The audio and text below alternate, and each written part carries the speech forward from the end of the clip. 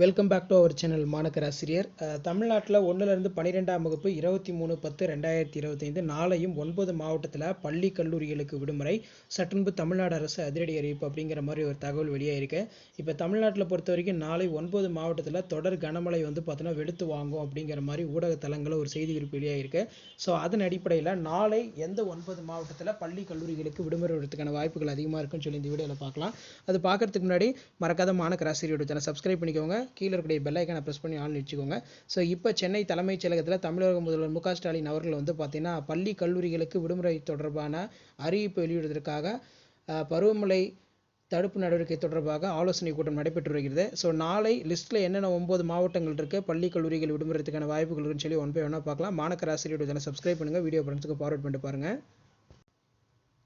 So அதன் அடிப்படையில் இப்போ பிரேக்கிங் நியூஸில் 9 மாவட்டத்தில் இன்றும் நாளையும் தொடர் கனமழை பார்த்தீங்கன்னா வெளுக்கும் அப்படின்னு சொல்லியிருக்காங்க. 9 மாவட்டங்களுக்கு இன்றைக்கி ஆரஞ்சு அலர்ட் கொடுக்கப்பட்டிருக்கு.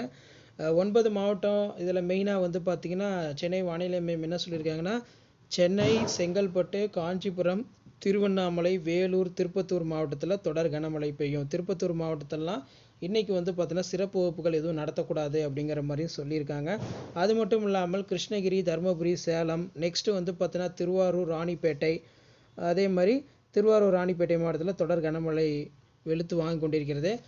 நேற்றைய தினம் போலவே இன்றைய தினமும் பள்ளி மாணவர்களுக்கும் கல்லூரி மாணவர்களுக்கும் விடுமுறை தொடர்பான செய்தி குறிப்பை தாமதமின்றி இன்று இரவுக்குள்ளே அறிவிக்கப்பட வேண்டும் என்ற ஆலோசனையில் நகராட்சி நிர்வாகத்துறை, பேரிடர் மேலாண்மை துறை உள்ளிட்ட பல்வேறு துறை அதிகாரிகளுடன் பார்த்தீங்கன்னா தமிழக முதல்வர் மு க ஸ்டாலின் அவர்கள் ஆலோசனை நடத்திட்டு இருக்காங்க.